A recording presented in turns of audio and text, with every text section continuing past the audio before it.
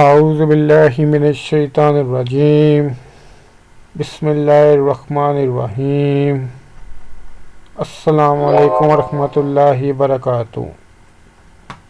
علام ابن حکیم رحمۃ اللہ فرماتے ہیں، اگر صدقہ کرنے والا یہ جان لے کہ اس کا صدقہ فقیر سے پہلے اللہ تعالیٰ کے ہاتھ میں پہنچتا ہے تو یقیناً دینے والے کو لینے والے سے زیادہ لذت ملے۔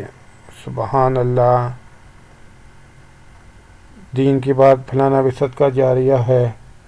میرے یوٹیوب چینل جاسم نوکیا کو سبسکرائب کریں، اپنے دوستوں سے سبسکرائب کرائیں تاکہ میری حوصلہ افزائی ہو سکے اور میں زیادہ سے زیادہ ویڈیو اپلوڈ کر سکوں۔ اس کے علاوہ ویڈیو کے ڈسکرپشن میں درود پاک صلی اللہ علیہ وآلہ وسلم لکھا ہے، اسے بھی کم از کم 5 دفعہ ضرور پڑھ لیں۔